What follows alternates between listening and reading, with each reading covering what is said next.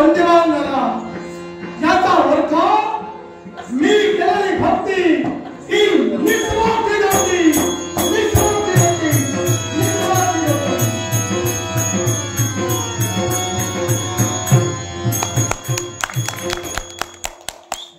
कोण दृश्याचं अवलोकन करावं लागतंय. दोन वीर माझ्या पुढे गेलं आणि ते दोन्ही वीर पुनश्च माघारी परतले नाही. अर्थातच त्यांचं बंधन झालं असेल. म्हणूनच या दोन वीरांच्या मुक्ततेसाठी नव्हे तर अश्वाच्या मुक्ततेसाठी अश्वाच्या रक्षण करता शत्रू येईपर्यंत आलाय. आपण आल्याची जाणीव राजकर्त्यांना करून द्यावी. नमस्कार. नमस्कार. जाणीव आम्हाला अगोदरच झाली होती. म्हणजे माझ्या येण्याची जाणीव आपल्याला अगोदरच झालेली आहे. तुम्ही येण्याची आणि येताना काहीतरी घेऊन येण्याची आम्हाला जाणीव झालेली होती. राजे कुठेतरी सावधगिरीचा इशारा घेऊन जाणं योग्य असतं. बेसावध माणसानं पृथ्वी तलावर कधी फिरू नये. कारण कोण विश्वासानं घात करतील, कोण अविश्वासानं घात करतील सांगता येत नाही. म्हणून काहीतरी घेऊन जो फिरतोय. विश्वासघात तुम्ही माझा करू नका. नाही करणार. पण विश्वास समोर ठेवून जर तुम्ही माझा घात केला, मी असं तसं स्वर्गाचे एक पाय करेन. इथं तुम्ही उपस्थित झाला का म्हणून प्रथम माझी ओळखी करून देतोय. अश्वाच्या रक्षणासाठी अश्वरक्षणासाठी जो सेनापती नेमला गेला तो सेनापती म्हणजे हा शत्रुघ्न होय. आणि इथं कशासाठी आलो असेल तर माझे दोन वीर आपण बंदिवान केले. त्या दोन वीरांची मुक्तता व्हावी. नव्हे तर आपण जो आमचा वारू बंदिवान केलाय त्या वारूची मुक्तता करण्यासाठी इथपर्यंत आलो. ज्या दोन वीरांना बंदिवान राजा सुरतनं केलं होय त्यांची मुक्तता होय नाही ते नाहीच. पण जो तुमचा यज्ञाश्वाने बंधन केला तो अश्व सुद्धा याच्या पुढे मुक्त होणे नाही. राजे जो अश्वांचा आपण बंदिवान केलाय कोणताही प्रमाद घडू द्या, कोणतीही स्थिती निर्माण होऊ द्या, पण माझ्या बंधूचा अश्वमेध मला पूर्णत्वास द्यायचा आहे. आणि तो देण्याकरिता आपल्या हातून अश्वाची मुक्तता हा शत्रू निश्चितच करेल. जोपर्यंत राजा सुरत खंडेरिया रणांगणा दुबाय कोणती पाशवी शक्ती माझ्या राज्यातून हा तुमचा यज्ञाश्व मुक्त करून घेऊन जाऊ शकत नाही. कोणती पाशवी शक्ती आली नसेल तरी स्वतः शूरवीर शत्रुघ्न तुमच्या समोर आहे. आणि माझ्या पराक्रमावर मला पूर्ण विश्वास आहे की तुम्हाला नामोहरण करून तो यज्ञाचा वारू मी निश्चितच घेऊन जाऊ शकतोय. ज्याप्रमाणे तुम्हाला तुमच्या पराक्रमावर विश्वास आहे, मला सुद्धा माझ्या पराक्रमावर पूर्ण विश्वास आहे. आतापर्यंत जी भक्ती मी केली त्या भक्ती तेजावर मला पूर्ण विश्वास आहे. आणि मला ज्ञात आहे जोपर्यंत त्या भक्तीची शक्ती माझ्या पाठी आहे मला कोणत्याही गोष्टीची कमतरता केव्हाही भासणार नाही. पण सहज प्रश्न मला निर्माण झाला. असा कोणता? आतापर्यंत बरेच वीर या रणांगणात आले. पण हा यज्ञ करण्यामागचं खरं कारण कोणी स्पष्ट करू शकला नाही. कदाचित काही जणांना वाटत असेल मी हाच प्रश्न परत परत का विचारतो, कारण या यज्ञाची कारण ही विशिष्ट ठरलेली आहे आणि ती तुम्ही पत्रिकेत नमूद केलेली आहात. मग ती कारण विस्तार करून सांगा जेणेकरून जे अज्ञान आहेत ते सज्ञान होतील. मला या अश्वमेधाचं खरं कारण होतं. अनेक वीर इथपर्यंत आले त्यांनी आपल्याला या अश्वमेधाचं कारण कथन केलंय ना, मग त्याचा सविस्तर मी कशाला करू. त्यांनी जे कारण सांगितलं माझ्या मनाला माझ्या बुद्धीला ते पटलं नाही. कारण सेनेचे सेनानायक सेनेचे सेनापती तुम्ही आहात. होय तुमची काहीतरी जबाबदारी आहे निश्चितच. आणि या सेनेकडून तुमच्या अपेक्षाही आहेत. त्यामुळे कारण मला स्पष्ट करून द्या. कारण तुला स्पष्ट जर हवं असेल विचारलोय म्हणून सांगतोय. आणि याच्या मुळाचे कारण काय असेल सर्वप्रथम सांगतोय. देवांनी व्रत वैकल्य यज्ञ निर्माण केली ती मनुष्य पाण्याच्या उद्धारासाठी. भू भुव स्व महा अशी सप्तलोक पार करून मोक्षपदाच्या प्राप्तीसाठी पण ज्याप्रमाणे 14 ब्रह्मांडाचे पिता विरंचिनी स्वतःच्या देहापासून चतुर्वर्ण निर्माण केले, ते ज्याप्रमाणे चतुर्वर्ण निर्माण झाले त्याप्रमाणे कुळ आणि वंश निर्माण झाले, आणि कुळ आणि वंश निर्माण झाल्याच्या नंतर वर्णाप्रमाणे कुळ आणि वंशप्रमाणे व्रत वैकल्याचा आराध्य दैवत संकल्प प्रायश्चित्त विधी बदलला जातो। त्याचप्रमाणे आमचा खरा जन्म हा सूर्यवंशात रघु राजकर्त्यांमुळे रघुवंश म्हणून प्रख्यात झालो, आणि यात आमच्या अश्वमेधात सुद्धा अनेक बदल आहेत, आणि या बदलाच्या योगे करून हा अश्वमेध केला जातो। पण या अश्वमेधाला एक नियम आहे, तो नियम म्हणजे कोणता असेल तर हा अश्वमेध जो राजकर्ता करत असतो तो राजा सम्राट बनला जातो, आणि तो सम्राट बनावा म्हणून सगळ्या क्षत्रियांना डिवचलं जातं। कारण का ते सांगतोय, जर तुमच्या सारख्या अनेक वीरांना जर डिवचलं नाही तर वीरश्री जागृत होणार नाही।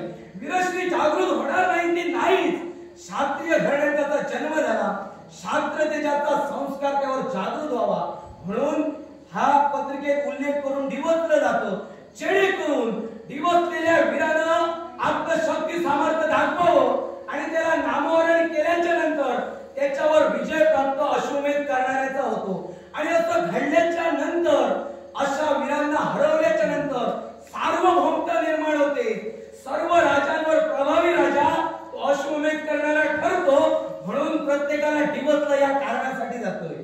आणि दुसरी गोष्ट, आम्ही हा अश्वमेध का केला, एक तर अयोध्येच्या छत्राखाली ही संपूर्ण पृथ्वी आली, आणि दुसरं कारण ब्रह्महत्या प्रभू रामचंद्रांकडून घडली। कोणत्या प्रकारे असेल तर ब्रह्मदेवांचा पुत्र पुलस्ती, पुलस्तीचा पुत्र विश्रवा, आणि या विश्रवाचा पुत्र दशानन रावण, त्याला दशग्रीव म्हटलं गेलं। त्या दशग्रंथी ब्राह्मणाचा ब्रह्मकुल उत्पन्न होता तो, त्या दशग्रीवाचा शेवट आमच्या प्रभूने केला, आणि प्रभूने केल्याच्या नंतर जे ज्यावेळी अयोध्येत आले, अयोध्येचा कारभार सुरळीतपणे चालू झाला, ज्यावेळी अनेकांना दान वैकल्य केली जात होती, दान धर्म केला जात होता, त्यावेळी अनेक ब्राह्मण दानाच्या रांगेत उभे होते, अनेकांना दान दिलं जात होतं, पण ते दान घेत असताना एका ब्राह्मणाने आमच्या प्रभू श्री रामांना डिवचलं, ज्यानं ब्राह्मणाचा घात केला त्याच्या हातून आम्ही का दक्षिणा घ्यावी, हे डिवचल्याचं कारण ब्रह्महत्येचा पात्र असणारा प्रभू राम असं दूषण दिल्याच्या कारणानं प्रभू रामांनी गुरूंची वसिष्ठ महामुनींची चर्चा करून हा अश्वमेध या कारणासाठी आरंभला आहे। माझी जी अपेक्षा होती इतरांपेक्षा काही पटीने तुम्ही ती पूर्ण केला, म्हणून तुम्हाला प्रथमतः धन्यवाद देतो। कारण मी प्रश्न अशा व्यक्तीला विचारतो ज्याच्याकडून उत्तराची खात्रीनं अपेक्षा असेल। तुम्हाला प्रश्न विचारला, उत्तर तुम्ही दिला, मन माझं समाधानी झालं। मन तुमचं समाधानी झालं, जरा मला प्रश्नाचं उत्तर मिळालंय ना, एका वर्षात मला तो यज्ञ पूर्णत्वास द्यायचा, अश्वाची मुक्तता करा। बरीच घाई आहे हो तुम्हाला, बरीच घाई आहे म्हणून सांगतोय, कारण एका वर्षापर्यंत तो अश्वमेध पूर्ण करायचा असतो। मी सांगितलोय कुळाप्रमाणे जरी नियम बदलले तर काही नियम तेच राहतात, तो हा नियम आहे, म्हणून अश्वाची मुक्तता लवकर झाली पाहिजे। एका संवत्सरापर्यंत हा अश्वमेध यज्ञ चालतो, एका संवत्सरातच हा यज्ञ पूर्ण करायचा असतो।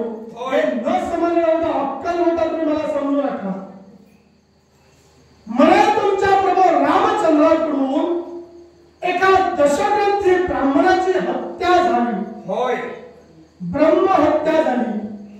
मग ही ब्रह्महत्या घडण्यामागचं नेमकं कारण एकच, कारण ते काय असेल तर ज्यावेळी हे कारण मी तुम्हाला सांगू नये, कारण जो प्रमाद घडलाय ना तो साऱ्या जगाने पाहिला, त्यामुळे मी याची वाच्यता करण्यासाठी नाही, आणि या तुमच्या प्रश्नाचं उत्तर माझ्या वीरांनी दिलेलं असेल म्हणून सांगण्याची गरज नाही, मला फक्त अश्वाची मुक्तता करा। माझ्या प्रश्नाचं उत्तर मला हवं, तुमच्या प्रश्नाचे उत्तर देण्यासाठी मी इथं आलेलो नव्हे, मला अश्वाची मुक्तता हवी, अश्व मुक्त करा। माझ्या प्रश्नाचे उत्तर जर तुम्ही देत नसाल तर फुकट तुमच्या अश्वाची करण्यासाठी मी तुमचा बांधील नाही, तुम्ही गेला तरी चालेल. मी तुमचा बांधील नाही, तुम्ही माझे बांधील नाही.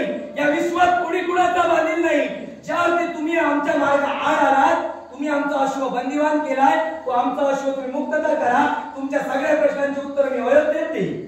ब्राह्मण ग्रंथ, आचार्य संहिता, धर्म संहिता, व्याकरण, आरण्य, ऋग्वेद संहिता, यजुर्वेद संहिता, सामवेद संहिता आणि अथर्ववेद संहिता अशा 10 ग्रंथाचा ज्याने अभ्यास केला तो दशग्रंथी ब्राह्मण. आणि त्या दशग्रंथी ब्राह्मणाचा सेवक रामचंद्राने केला. त्याच्यामागचं खरं कारण तुम्हाला स्पष्ट करायचं नाहीये का? याच्या मागचं कारण मी निश्चितच सांगू शकतो. शब्द नाही, सांगण्याची गरज नाही. मला कारण हवंय आणि मला कारण तुमच्या मुखातूनच ऐकायचं आहे. माझ्या मुखातून सांगण्याचं कारण माझा विषय देत नाही. आणि याच्यामुळे ते कारण काय सांगतो, जिथं तुम्ही राम भक्त आहात, प्रभू रामांनी काय केलंय हे तुम्ही निश्चितच जाणताय. मग हे मला विचारण्याची गरज नाही, त्याचं कारण तुम्हाला सुद्धा माहित आहे. प्रभू रामचंद्राने हे काय केलं हे जर तुम्ही सांगतच नसाल किंवा त्यानं काय केलं हे जर तुम्हाला माहित नसेल, ऐका, माहित नसेल तर मला तसं सांगा. राजन, माहित नाही अशाचा भाग नाही. कारण त्यांचा कनिष्ठ भ्राता मी आहे, शत्रुघ्न. विसरू नका, जो काही प्रमाद घडीला राममुखोद्गार आम्ही अयोध्येत ऐकलेला आहे. सांगण्याची वाच्यता गरज करावी लागणार नाही. आणि तुम्ही जर म्हणत असाल ना तर तुमच्या माहितीसाठी पुढे जाऊन सांगतो. आणि ते काय असेल तर ज्या ब्रह्मदेवतांनी जी लंका निर्माण केली होती, त्या जलाशयाच्या रक्षणासाठी जीवजंतू निर्माण केले होते. ते जीवजंतू ज्यावेळी त्यांना भूक लागली त्यावेळी त्यांनी ब्रह्मदेवांना हाक मारली. आणि ब्रह्मदेवांना हाक मारल्याच्या नंतर काय सांगितले, आम्ही या जलाचं रक्षण करणार. आणि काही जण म्हणाले आम्ही या जलाचं अक्षण करणार. आणि ते रक्षण करणार म्हणून झाले ते राक्ष आणि अक्षण करणारे झाले यक्ष. ऐका, माझा मुद्दा पूर्ण झालेला नाही. ऐका म्हणतोय, पूर्ण करतोय. अशा प्रकारे राक्षस आणि यक्ष यांची निर्मिती झाली. पुढं सुकेशी हा रावणाचा आजोबा.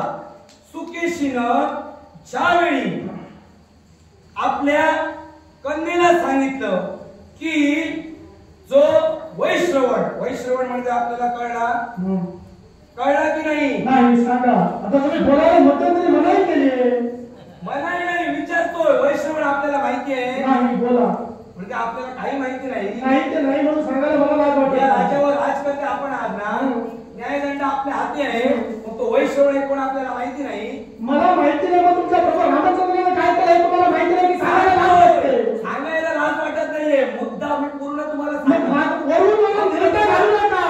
जे काही असेल ते सरळ स्पष्ट बोला. सरळ स्पष्ट सांगण्याची गरज नाही. सगळंच नाही वाटत राहील तर माझ्यापाशी काय राहणार, म्हणून तुम्हाला विचारतो. ते मला पहिलं सांगा, हा वैश्रवण कोण आहे तुम्हाला माहिती आहे की नाही? नाही माहिती, सांगतोय. ऐका, ज्यावेळी ब्रह्मदेवांनी या विश्वाच्या रक्षणासाठी प्रजापती नेमला आणि चतुर लोकपाल निर्माण केले.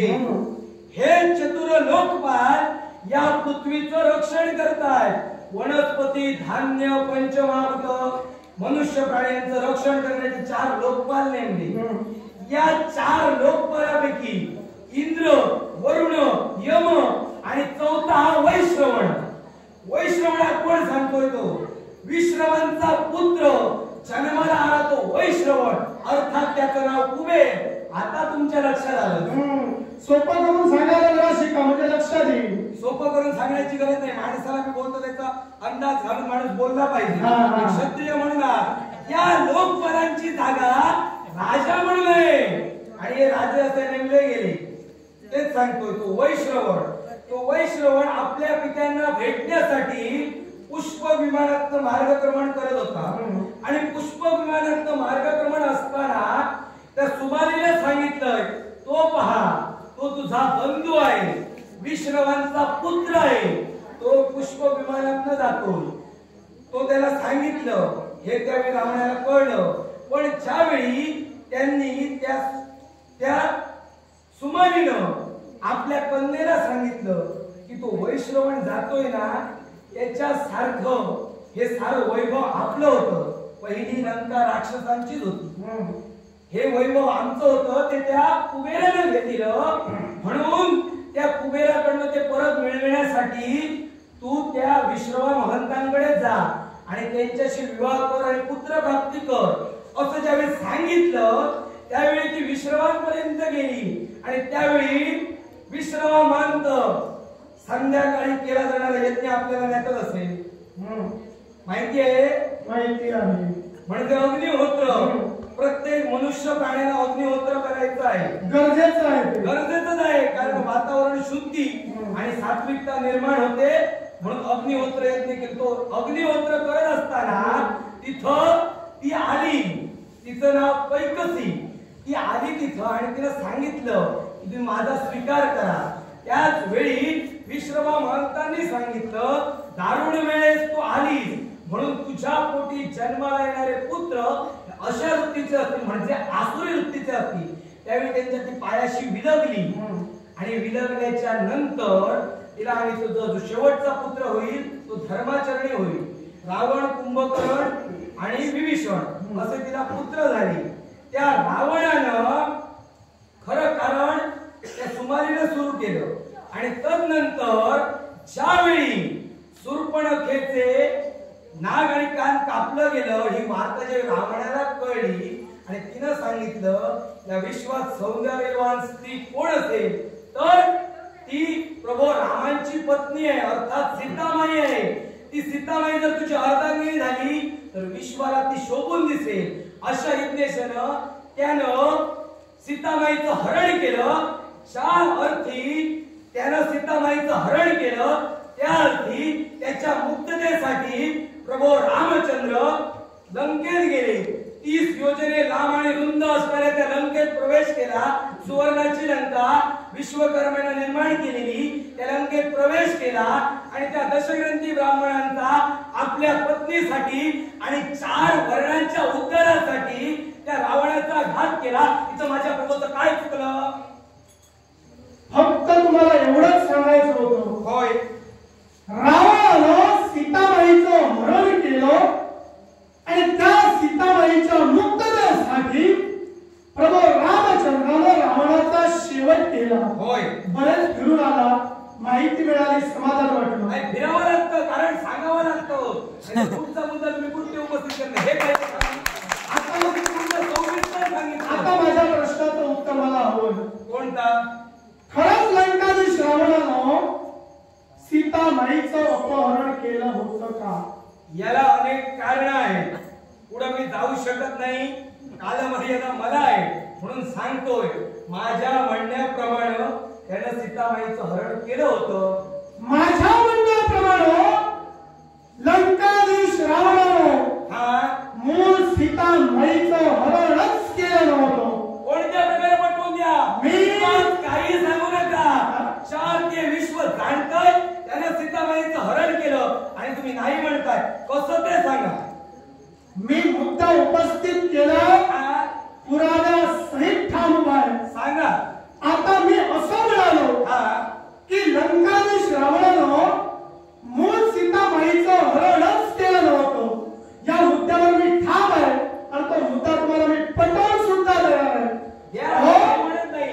ज्यावेळी लंकाधीश रावणाचा अपमान झाला आणि त्यावेळी त्या अपमानाचा सूड सीतामाईच्या मागे वळवण्यासाठी ज्या पर्णकुटिकेत त्यांचं वास्तव्य होतं त्यावेळी तो रावण तिथं आला आणि तो रावण ज्यावेळी तिथं आला त्यावेळी त्यानं आपली मायावी विद्या तिथं निर्माण केली आणि त्या मायावी विद्येच्या योगाकडून पहिला रूप त्यानं प्रभू रामचंद्राचं घेतलं आणि प्रभू रामचंद्राचं रूप घेतल्याच्या नंतर आपल्या मनाची ती आसुरी महत्वाकांक्षा पूर्ण करण्यासाठी तो त्या पर्णकुटिकेपर्यंत जात होता.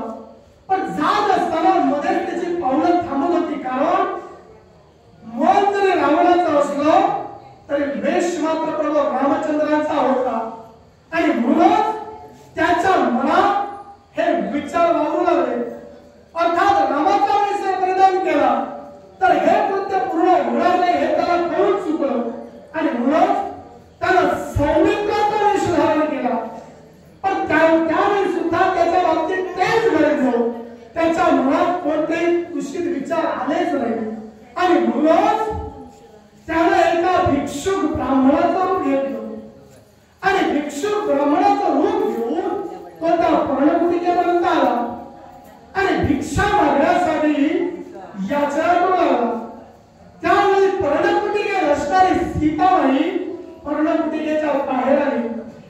भिक्षुक आपल्याकडे भिक्षा मागतोय आणि म्हणून भिक्षा देण्यासाठी ती तत्पर झाली आणि तेच धान्य आणण्यासाठी कुणाच्या ती पर्णकुटी गेली.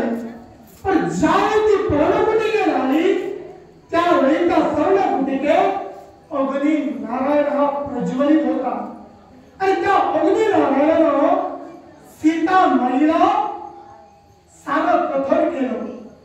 जो बाहेर भिक्षुक ब्राह्मण आलेला आहे तो सामान्य भिक्षुक ब्राह्मण नसून लंकाधीश रावण आहे आणि तो रावण केवळ तुमचं हरण करण्यासाठी इथं आलेला आहे आणि म्हणून केवळ तुमचं संरक्षण व्हावं म्हणून याच अग्नी मार्गानं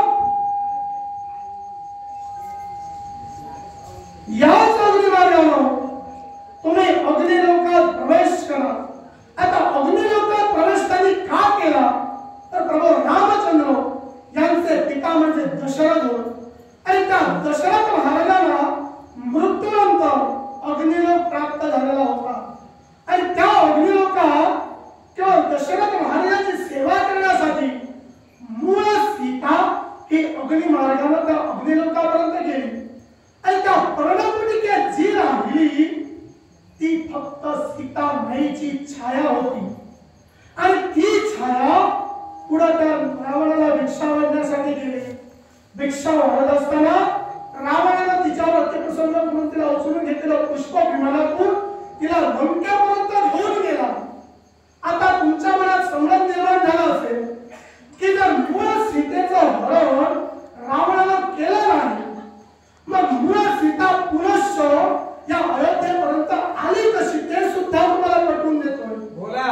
ज्यावेळी प्रभू रामचंद्रानं रावणाचा शेवट केल्याच्या नंतर त्या प्रभूनं तुम्हाला कदाचित ऐकून माहिती असेल त्या प्रभूनं अग्निदिव्य सीतामाईला करायला लावलं. आता ते अग्निदिव्य त्यानं का करायला लावलं माहितीये का? अग्नि मार्गानं अग्नि लोकापर्यंतची मूळ सीता गेलेली होती ती मूळ सीता पुनश्च अग्नि मार्गानं तिथून पुनश्च बाहेर यावी म्हणून त्यानं ते अग्निदिव्य केलं आणि ज्यावेळी अग्निदिव्य केलं त्यावेळी मूळ सीता प्रभू रामचंद्राला मिळाली. मग आता मला सांगा हो यात रावणानं जिथं मूळ सीतामाईचं हरणच केलं नाही तिथं रावणाचा शेवट करण्याचा प्रश्न आपल्या मुखामध्ये उद्गार निघतायत की दशग्रंथी ब्राह्मण रावणानं सीतामाईचं हरण केलं नाही पण त्याची छाया तरी नेलीच होती ना. तुमच्या म्हणण्याप्रमाणे जातोय ना नेली होती ना. होती ज्या अर्थी त्यानं नेली होती त्या अर्थी त्यांनी सीतेमाईच्या कायेचं का होईना अपहरण तिथं केलं. ज्या अर्थी त्यानं केलं त्या अर्थी तो दोषी ठरला. मला सांगा हो रावणाचं आणि जानकीचं म्हणजे तुमच्या सीतामाईचं खरं नातं काय? रावणाचं आणि जानकी मातेचं नातं कुठच्या तुम्हाला पद्धतीत सांगावं तेवढं सांगा. तुमच्याकडे जी पद्धत असेल त्या पद्धतीत सांगा. प्रश्न निर्माण करताय म्हणून विचारतोय कुठच्या पद्धतीत सांगू. तुम्ही ऐका मी माझ्याप्रमाणे तुमच्याकडून उत्तर घेणार नाही. तुम्ही ज्याप्रमाणे उत्तर द्याल त्या उत्तराचा स्वीकार मी करणार आहे. तुमच्या प्रश्नाचं उत्तर सर्व मी देत आलोय. मला वाटत नाही द्यावं. मग हे काय आहे मी तुम्हाला सांगतो. काल मर्यादा कुठेतरी आपण विसरताय आणि मला माझी मर्यादा ओलांडायला लावताय. का ओलांडता? याच्यामुळे कारण काय ते सांगतो. तुम्ही तुमचा पाय जिथं रोवलाय ना तो मुद्दा चुकीचा आहे. ठामपणे मी सांगू शकतो. कसं का? कारण ही कृती जी तिथं घडली गेली ज्या कृतीची तुम्ही वाच्यता केली तुम्हाला ज्ञान असेल पण अजून तर याची वाच्यता माझ्यापाशी झालेली नाही.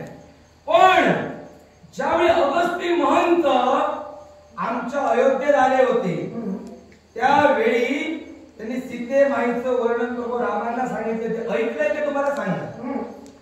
कारण तिथं मला माझी कालमर्यादा सोडावी लागते. जरा पुढचं बोलतो. याच्या मुळाचे कारण काय असेल तर शुद्ध श्रवा ब्राह्मणांची कन्या वेदवती ही वेदवती त्याच्यामध्ये इच्छा होती की वैकुंठीचा नारायण आपला पती व्हावा ही इच्छा होती, म्हणून त्याने जन्म भक्ती केली. आणि भक्ती करत असताना रावण पृथ्वी दिग्विजय करून पुनश्च लंकेत जात होता. त्यावेळी त्या वेदवतीच्या केसाला त्याने धरलं. आणि ज्यावेळी ती केसाला धरलं त्या रावणानं, त्यावेळी तिनं केस तोडले आणि सांगितलं की रावणा, हे जे तू दुष्कृत्य केलं आहेस ना, याचा एक ना एक दिवस तुला पश्चाताप होईल. आणि पश्चाताप होईल याचं कारण काय असेल तर आज तुम्ही वैकुंठीच्या नारायणा पती म्हणून वरण्यासाठी हा यज्ञ करत होते. या यज्ञासाठी मी व्रत आचरणात आणलं होतं आणि हे यज्ञकुंड निर्माण केलं होतं. ज्या अर्थी परपुरुषाच्या एका नारीला स्पर्श झाला ती अपवित्र ठरली आणि अपवित्र रूपात मला नारायण स्वीकारू शकत नाही, म्हणून त्या अग्नी नारायणा त्या वेदवतीने प्रवेश केला. ज्यावेळी त्या वेदवतीने प्रवेश केला ना, त्यावेळी त्या अग्नी विजवून त्याने हात घातल्याने रत्न काढली. ती रत्न त्याने मंदोदरीला भेट म्हणून दिली. आणि ती रत्न पुनश्च ज्यावेळी मिथिलेत फेकली गेली, त्यावेळी मिथिला राजांच्या नांगरातून जी कन्या निर्माण झाली ती सीतामाई. ज्या याचा मुद्दा पुढचा तुला काय स्पष्ट करायचंय तो कर. काय मला मुद्दा एवढा स्पष्ट करायचा नाही ते ज्यावेळी त्या वेदवतीला वाचवण्यासाठी ज्या लंकाधीश रावणानं त्या यज्ञकुंडात हात घातला, त्यावेळी त्याच्या हाती वेदवती नाही फक्त 5 प्रकारची रत्न लागली. आणि ती रत्न लागल्याच्या नंतर त्याचं मन कुठंतरी गहिवरलं. आपण केलं हे पाप केलं हे त्यावेळी त्याला वाटलं. आणि मग केवळ कन्येसारखी असताना सुद्धा वाईट नजरेने मी तिच्याकडे पाहिलं, पण माझ्यासारखा पापी या विश्वात दुसरा कोणी नाही हे त्याच्या मनाला वाटलं. म्हणून ती 5 रत्न घेऊन तो मंदोदरीपर्यंत गेला. त्या मंदोदरीला त्याला ती रत्न भेट स्वरूपात दिली. पण ज्यावेळी त्या रत्नाची पेटी त्या मंदोदरीनं ज्यावेळी उघडली, त्यावेळी त्या पेटीतून चतुर्भुज नारी म्हणजे साक्षात वैकुंठाच्या काही वास्तव्य करणारी महालक्ष्मी होय तिथं अवतीर्ण झाली. आणि त्यावेळी साक्षात मंदोदरीला त्या लक्ष्मी मातेनं सांगितलं की हे मंदोदरी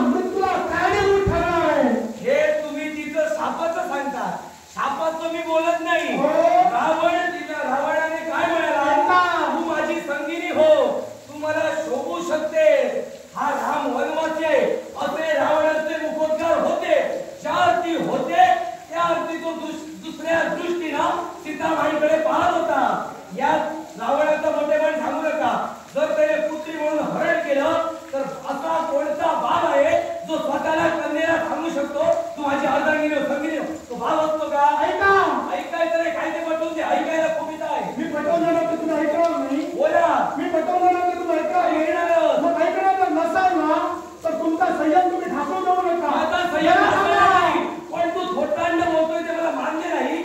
संगिनी हो ते असे मुखोद्गार निघाले त्या अर्थी याची दृष्टी वेगळीच होती. जरा थांबा. काय ते आता काय होणार आहे माहितीये का? प्रभू रामचंद्राने काय काय केलं हे विश्वासमोर आता उघडू लागलं. त्यामुळे तुमचा क्रोध आता अनावर होऊ लागला. जरा थांबा. एक गोष्ट लक्षात ठेवा. काय ते तुमच्या प्रभूनं अधर्मच केला आणि तो अधर्म लपविण्यासाठी त्याला ब्रह्महत्या केली आणि त्या ब्रह्महत्येचा पाप लागू नये म्हणून तो हा अश्वमेध यज्ञ करतो. म्हणजे अश्वमेध यज्ञात तो नरसंहार होतोय. त्या नरसंहारात मी जबाबदार राहणार का? नरसंहाराची अश्वमेधात आहुती दिली जाते आणि एक सांगतोय अश्वमेधाच्या वेळी प्रायश्चित्त विधी केला जातो आणि प्रायश्चित्त विधी केल्याच्या नंतर प्रायश्चित्त विधी अनेक प्रकाराचे सांगितलेले आहेत. प्रत्येक कुळानुसार प्रायश्चित्त विधी बदलतो. ज्या अर्थी तो प्रायश्चित्त विधी आम्ही करून हा अश्वमेध आरंभ केलाय त्या अर्थी जो जो नरसंहार होईल त्याची आहुती म्हणून अश्वमेधात दिली जाते. आणि थोटांड बोलतात काय ते सांगतोय त्याने संगिनी हो असं मुखोद्गार निघाले आणि ज्या उजव्या खांद्याचं महत्व तुम्ही सांगताय ना मला सांगू नका. कारण रामाचा लहान भाऊच मी आहे. तो तांड ऐकून घ्यायला मी आलेलो नाही.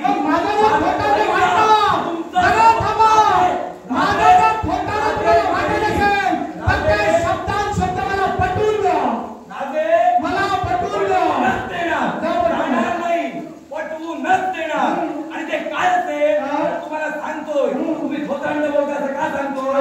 तुम्ही तुमची मी प्रत्येक गोष्ट शांत प्रकारे ऐकून घेतली. माझी तुम्ही ऐकून घ्यावी. मी आतापर्यंत तुमची प्रत्येक गोष्ट ऐकूनच घेतलेली आहे. मी मध्यंतरी बोललो नाही. तुमचा मनात जर माझ्या बाबतीत संभ्रम असेल तर तो संभ्रम बाजूला ठेवा. संभ्रम बाजूला ठेवतो म्हणजे तुम्हाला असं म्हणायचं आहे की रावण हा धर्माचा होता. धर्माचाच होता. धर्माचाच होता. शब्द लक्षात ठेवा. आठवायची गरज लागता का म्हणे. प्रत्येक माणसाला धर्माचरण करायला हवं. तो रावण जर धर्माचा होता तर ज्यावेळी तो दशग्रंथी रावण ज्यावेळी कैलासावर गेला आणि कैलासावर जाऊन तो वनशोभा पाहत होता तेव्हा कुबेराने आपली नगरी तिथे कैलासावर बसवली. कारण रावणाने तिची लंका घेतली म्हणून त्याने कैलासावर बसवली. मान्य आहे ना तुम्हाला? मान्य ना? मान्य जर असेल तर त्या कुबेराचा पुत्र नरकुबेर हा नरकुबेर त्यावेळी त्या कुबेराच्या महालात उपस्थित होता आणि त्या कुबेराच्या महालात नृत्य गायन चालू होतं. आणि ज्यावेळी ते नृत्य गायन चालू होतं ना त्याचा मंद स्वर रावणाच्या करणीबद्दल पाहत होता आणि रावण ते डोंगर पाणी झरे पाहत होता. त्यावेळी देवलोकातून निघालेली रंभा ती रंभा ज्यावेळी कुबेराच्या महालात जात होती नरकुबेराच्या महालात त्यावेळी या विश्वात अतुल्य सौंदर्याच्या रंभेचा पाहून रावण तिच्यावर आसक्त झाला. मान्य आहे तुम्हाला? मान्य आहे. जर तुम्हाला ते मान्य असेल तर तो आसक्त झाला हे जर तुम्ही मान्य करता. आसक्त झाल्याच्या नंतर त्याच्या मनाची समजूत घालण्याची रावण तत्पर ठरला आणि ज्यावेळी तिने ऐकलं नाही आणि सांगितलं मी तुम्हाला कन्या समान आहे कसं ते तिने सांगितलं. कसं? कारण विश्रवांचा पुत्र कोण? कुबेर.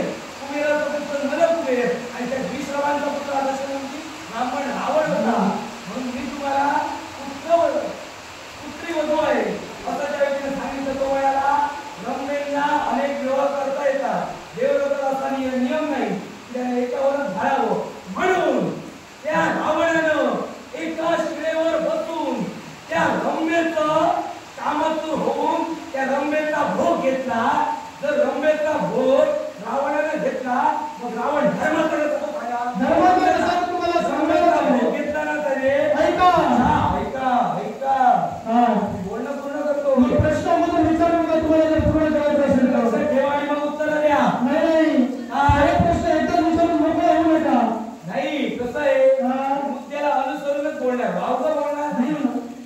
आणि भोग घेतला त्या रंबेचा आणि त्याला तिथंच टाकून रावण निघून गेला. ज्यावेळी रावण निघून गेला ती रंभा आपल्या रज्जेच्या रक्षणासाठी आपल्या पती नल कुबेराकडे गेली आणि तिने सर्व वर्तमान सांगितलं. वर्तमान सांगितल्याच्या नंतर ती स्वतःला कोसळून म्हणत होती की मी अपराधी आहे, मी तुमच्याशी एकनिष्ठ राहू शकले नाही. नल कुबेर काय म्हणाला, तू तुझा धर्म पाळला, तू त्याला नकार दिला, जबरदस्ती त्याने जरी केली असेल त्याचं काय चित्त त्याला घ्यावंच लागेल. म्हणून कुबेर लोकातून नल कुबेरानं त्याला शाप दिला, तर तू दुसऱ्या स्त्रीवर आसक्त होऊन तिचा भोग घेण्याचा प्रयत्न केला. दुसऱ्या स्त्रीवर जर तू स्वतःची पत्नी, कन्या आणि भगिनी जर या व्यतिरिक्त तू जर पलीकडे जाऊन कामात दूर होऊन तिच्या जर पाहिला तर तुझ्या मस्तकाचे 7 तुकडे आणि तुझ्या देहाचे छिन्न विछिन्न तुकडे होतील. या शापामुळे त्याला उजव्या खांद्यावर उचललं. या मागचं कारण रावण धर्माने मग रावण जर अधर्मी होता असं जर तुमचं म्हणणं आहे तर रावणाने धर्म काय केला तर तुम्हाला सांगतो. सांगा. ज्यावेळी रावण संग्राम होणार होता, प्रभू रामचंद्र लंकेत जाण्यासाठी त्याला सेतू उभारायचा होता. पण तो सेतू उभारण्यासाठी तिथं त्याला शिवलिंगाची स्थापना केली आणि त्या शिवलिंगाची स्थापना करून अर्थात त्या शिवलिंगाची पूजा करायची म्हटल्यानंतर त्याला ब्राह्मण हवा. गोष्ट मान्य आहे. मग तोच लंकाधीश रावण त्याच प्रभू रामचंद्राचं निमंत्रण स्वीकारून त्या सागर तीरापर्यंत आला. यथायोग्य त्याने त्या शिवलिंगाची पूजा अर्चा केली. जो राम सेतू त्याला बांधायचा होता त्याचा शुभारंभ त्याने त्या सागर तटावर केला. पण या सागर तटावर हा शुभारंभ करत असताना अर्थात परत प्रश्न तोच उद्भवला. कोणतरी व्रत वैकल्य असो किंवा कोणतरी कार्य करत असताना हे सपत्नीक करायचं असतं आणि ते सपत्नीक कार्य पूर्ण करण्यासाठी त्या रावणानं लंकेतून त्या सीतामाईला सुद्धा आणलं होतं. त्यांनी ती पूजाचा परिपूर्ण केली आणि आपला काळ हा रामचंद्र आहे हे माहीत असून सुद्धा ज्यानं धर्माला अनुसरून विजयी हो हा आशीर्वाद दिला तो रावण अधर्मीच असतो. अधर्मी कसा हे रावणाचं मोठेपण सांगतात. ब्राह्मणाचं कर्तव्य आहे ज्या क्षेत्रात तो आहे तिथं त्याने यज्ञाधिकाची कर्म केलीच पाहिजे. रावणाचं मोठेपण सांगू नको. तो आला, त्याने केलं, सीता आणली, याच्यामुळे ती कारण नाही, त्याचं कर्तव्य होतं आणि कर्तव्याची पूर्तता त्या ब्राह्मणाने केलीच पाहिजे. कर्तव्याची आणि हे सांगतोय तुझं बोलणं ऐकलं ना मी, माझंही बोलणं ऐकून घे. मला थांबू नको. थांब नाही, कारण थांबतो याच्यामुळे ती कारण मुद्दा पूर्णताच सांगणार. श्वास घेतात नाही की ना? श्वास घेतोय मी, श्वास घेतल्याशिवाय जिवंत राहू शकतो. बोलतोय ना मी, मग ऐक. तू जर असं म्हणत असशील तर तो रावण जो होता ना त्याला सीताबाईला आणलं, मान्य करेल, रामदादाकडनं मी ऐकलंय. हे जरी मी ऐकलं असलं ना तरी ज्यावेळी त्याने सीता आणली त्यावेळी रावण एकटा आला होता की सैन्य होतं? निश्चितच रावण एकटा आला होता आणि सीता समवेत होती ना. रामाकडे सैन्य होती की राम बंधू आमचे एकटे होते? रामासहित सारी वानर सेना तिथे उपस्थित होती. विचारतोय तेवढं सांग, पुढे बोलू नको. मी पुढे बोलत नाही, मी जे काही आहे ते स्पष्ट करून देतो. ऐका, जरा थांबा. राम एकटा होता किंवा ते मी तर आतापर्यंत रणांगणात तुमचा मान सन्मान राखलेला आहे. तुम्ही माझा मान सन्मान भंग करायचा प्रयत्न केला तर माझ्यासारखा वाईट पडू नये. मान सन्मान भंग झाला तरी चालेल. ज्या अर्थी तुम्ही माझ्या बंधूला दोषी ठरवताय, तो रावण धर्माचा सांगताय, त्यावरती माझी स्वतः पाहिजे मस्तकाला जाऊन गेली. म्हणून तुम्हाला सांगतो त्यावेळी आमचे प्रभू रामचंद्र सैन्य सहित होते ना, त्यावेळी सुद्धा ते रावणाला मारू शकले असते, पण धर्माचा होता म्हणून मारला नाही. सीतेला त्याच वेळी घेऊ शकले असते पण घेतलं नाही.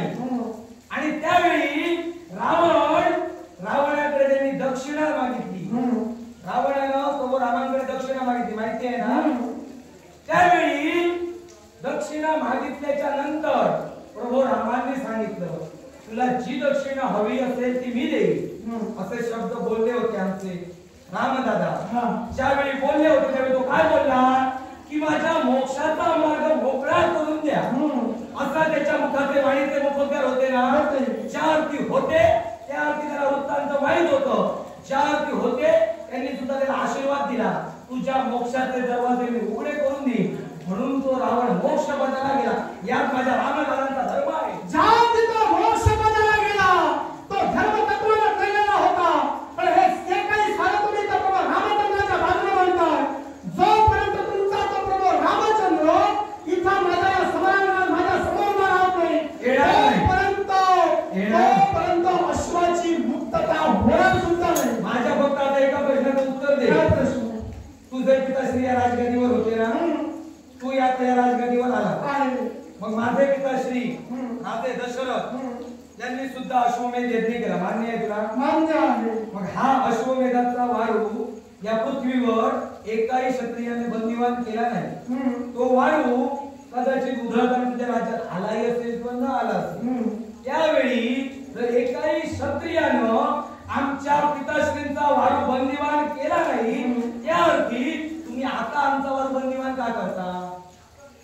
तुमचा पिता म्हणजे दशरथ राजे होय यांनी सुद्धा अश्वमेध यज्ञ केला आणि त्या यज्ञाश्व हा कुणीही बंदिवान केलेला नाही.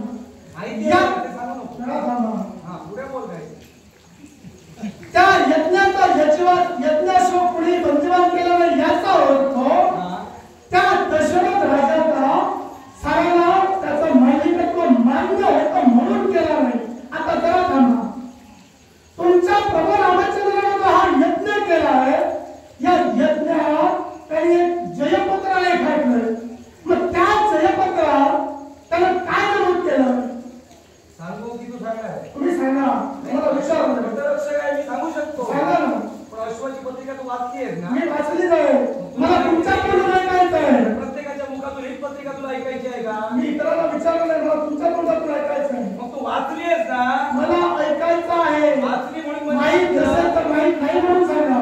बाबा रे माहित नाही म्हणून सांगू नको. मग माहित आहे म्हणून प्रत्येक मुद्दा तुला फोडून सांगत गेलो. ऐका काय ते जयपत्र रेखांकन गेलो त्या जयपत्रावर विराच्या विरसीने ढागाण्याचा तात्पर्य तुम्ही केला. कुणी अधिकार दिला तुम्हाला? अधिकार माझा तो मुद्दा लावू नको. माझ्या पिताश्रींचा अश्वबंधन का केला नाही तेच सांगतोय तुला. मी तुला मुद्दा तो स्पष्ट करून दिलेला आहे. साऱ्या राजकारत्याला मांडलिकत्व मान्य होतं म्हणून त्यांनी अश्वबंधन केला नाही. आता मला तुमचं मांडलिकत्व मान्य नाही म्हणून तुमचं अश्वबंधन केलं. काही सांगू नको. कारण काय ते मी स्पष्ट करतोय. काय ते? कारण या विश्वाच्या पाठीवर रावण ज्यावेळी जन्माला आला ना समस्त पृथ्वी लोकातील राजकारत्यांना तो त्रस्त करत होता. आणि त्रस्त करत असताना त्याला वीर भारी पडत होते. युधाजी वाली आणि राजे दशरथ त्याचा प्रतिकार करण्यासाठी आमच्याकडे 3 राजे समर्थ होते.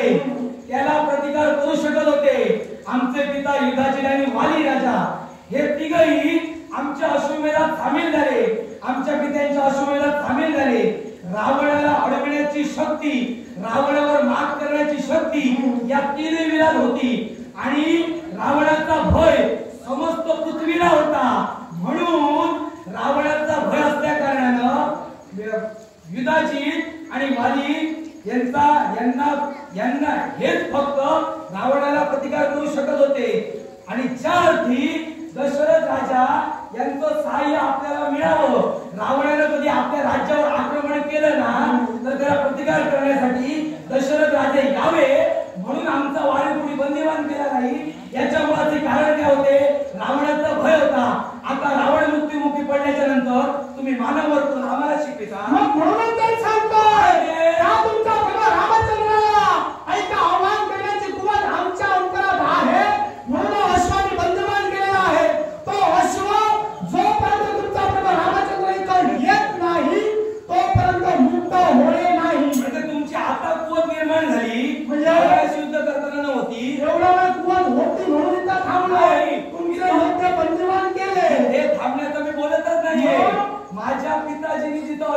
केला रावणाला शक्ती सामर्थ्य होतं आणि त्याला परास्त करण्याची तुमची कुवत नव्हती म्हणून सांगा, म्हणून आम्ही तेव्हा यश वाढवलं नाही. मान्य कर कदाचित ऐका ती कुवत आमच्या नसेल म्हणून त्यावेळी सारा एकछत्र न्याय सिंहासन स्थापन झालं.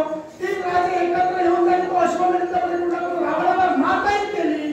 पण सांप्रतच्या क्षणी या मृत्यूलोकाच्या घरी हाच राजा सुरत एकटा खंबीरबाई सारा विश्व एका बलिदानी असलो तरी सुद्धा रामाला प्रतिकार रक्ताचा शेवटचा थेंब असेपर्यंत करेल. रक्ताचा शेवटचा थेंब असेपर्यंत प्रतिकार करण्याची गरज नाही. जर मुकाट्याने अश्व दिला तर आम्ही घेऊन जायचो जगशील ते. मी अश्व मुक्त करणार नाही. तुम्हाला काय करायचं? आमची अयोध्या म्हणजे सर्वसामान्य अयोध्या नव्हे. आधीच तुम्हाला सांगतो आणि आम्ही अयोध्येचे वीर हे पोरकट नाही आहोत, छात्र त्याच्याने मंडित आहोत. ते तुमचे पुढचे पराक्रम सांगतील. माझे पराक्रम पटवूनच येणार आणि अयोध्येचा इतिहास सांगायला नको. ते तुम्हाला सांगतोय कारण अयोध्या अशी नगरी आहे ते राजकर्ते सार्वभौम दाखवण्याची गरजच नाही. पण अयोध्येच्या नावाचा त्याचा इतिहास आहे. समजलं? अयोध्येच्या नावात काय इतिहास आहे तो आता मला ऐकायचं नाही. कारण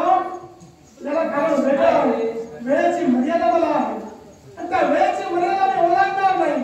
दुसरी गोष्ट जोपर्यंत प्रभू रामचंद्र इथं येत नाही अश्वाची मुक्तता होणार नाही. आता अयोध्येचं सांगितलं म्हणून तुम्हाला सांगूनच जातो. कारण काय असेल वेळ किती झाला तरी मी तुम्हाला बोललोय ते पटवूनच देणार. अयोध्या ही नगरी सर्वश्रेष्ठ नगरी आहे. 12 योजने लांब आणि 3 योजने रुंदीची एवढी प्रशस्त आहे. आणि असताना सुद्धा जी अयोध्या नगरी कधी युद्धात हरली नाही, ज्या नगरीत कधी युद्ध झाले नाही अशी 2 योजनेची जागा आहे जिथं शत्रू कधी येऊ शकत नाही. जी नगरी कधी युद्धात हरली नाही अयोध्या म्हणून ती अयोध्या झाली. आमच्या नावाने पटवून देण्याची गरज नाही. अश्वाची मुक्तता अशा अयोध्येला आव्हान राजा सुरत केलं ते मागारी जाण्यासाठी मुळीच नव्हे. राजे सुरत तुम्ही जर का आम्हाला आव्हान देत असाल त्यात अयोध्येत आम्ही वंशज आहोत. मागचा पुढचा विचार न करता तुमचा मान टाकतो अश्वाची मुक्तता करे. मान करून माझं अस्तित्व काय हे या विश्वात निश्चितच दाखवणार आहे. कोणत्या वेळेला दाखवणार हे सुद्धा एकदा तुम्हाला माहित आहे. पण साक्षात हा वीर तुझ्या समोर आहे आणि या वीरावर मार तू कोणत्या प्रेम करतोय मला सुद्धा माहित आहे.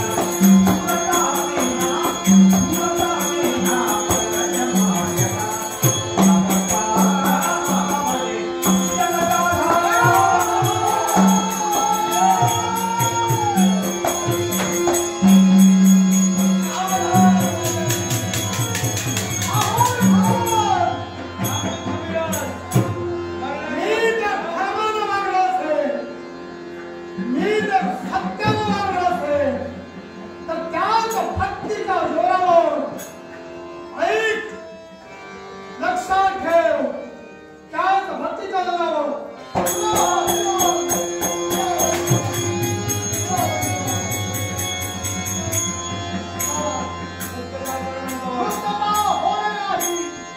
Thank you.